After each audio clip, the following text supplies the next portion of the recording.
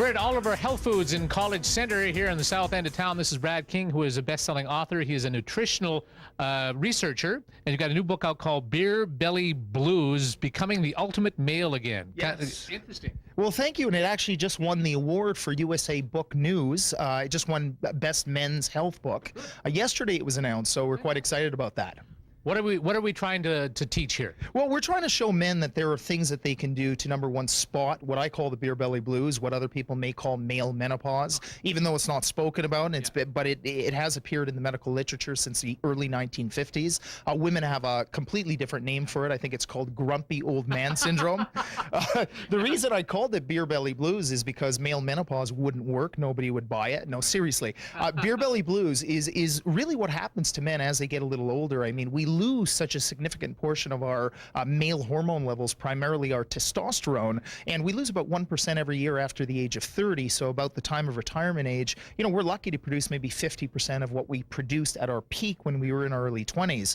And we had a lot of muscle tissue, and we were a lot stronger than we were, and we had a libido, obviously, that wouldn't quit, and we had that zest for life. But all of that tends to go away when we lose the hormone, because we have receptors for this in our brain that make us feel absolutely fantastic. We're able to hold on to a lot of muscle tissue. We're able to burn a lot of fat when we have a lot of testosterone, and when we lose it, we gain fat in the place of where that muscle used to be. So we lose the muscle, we lose the strength, we gain the belly. The beer belly blues comes in because we have a 271% greater risk of suffering from clinical depression when we have low testosterone levels, and we lose our zest for life. I mean, everything goes downward, and it does so precipitously. Yes. Okay, I'm going to take me as an example. I'm over 50. Yep. 2 hip replacements. Yep.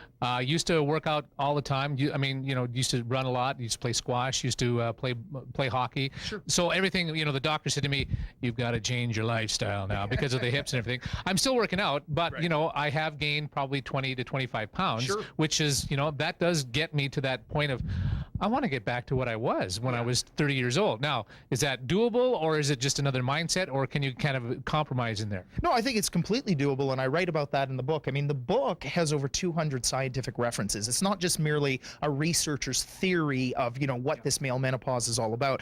This is a real fact. Doctors are now starting to realize that men are going through these transitional changes, and, it's a lot more serious than a man just buying a Corvette at the age of 40. Right. I mean, these are very negative declines that happen, and when we lose that hormone, we're not just not feeling like men anymore. We experience heart disease, we experience type 2 diabetes. I mean, we know of close to 1 million cases of type 2 diabetes that are being diagnosed every single year now. This is a completely preventable disorder, and at least 65 to 70% of men that are being tested have exceptionally low testosterone levels, and these are all the people that have the type 2 diabetes.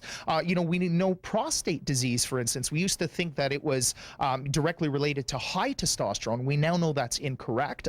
Harvard researchers have gone on record this year to say, it's low testosterone, actually high estrogen, that creates the majority of the problems. And here's what's really interesting, because a lot of men don't realize that they end up becoming estrogen producing factories basically as they get older, because the more fat we gain, the more of an enzyme we start to produce in our belly fat, and that actually takes our testosterone and converts it into estrogen. And it's not uncommon for men to actually produce more estrogen than women by about the time of retirement age. Is that why I'm crying all the time? and power shopping? I mean, we joke about this, but there's ways to, overcome these things. Absolutely. In the book I talk about, first of all, nutritional protocols. There's 10 of my top nutrients that I talk about that have science behind them. This is not just things that people are talking about. This actually has hardcore science that shows that if people supplement with the right nutrients, you can impact the way a man's body ages. Nutrition, we've become fat phobics over the last 20 to 30 years, yet our incidence of obesity skyrocketed when we lowered our fat intake. And we have to understand that cholesterol is a hormone where sex hormones are actually produced from, including testosterone. So we need to embrace good fats, and we call those essential fats, and especially the monounsaturated fats, according to the research, things like avocado, things like almonds, things like olive oil, the Mediterranean diet that we hear is so healthy for the heart, because it's testosterone supportive. And the more of these fats we eat, up until a certain point, maybe up to 30% at the most, we're able to support more testosterone levels, including exercise. Exercise is exceptionally important for the body to maintain testosterone, because the more muscle we have, the more testosterone we naturally produce. Great stuff. The book is called Beer Belly Blues, available here at all of our health foods and also at Chapters, I understand, right? Absolutely, and people can get more information at beerbellyblues.com. They can actually read the first chapter if they'd like right on the site. Brad King, thanks for joining. Thank you, Mark. I appreciate it.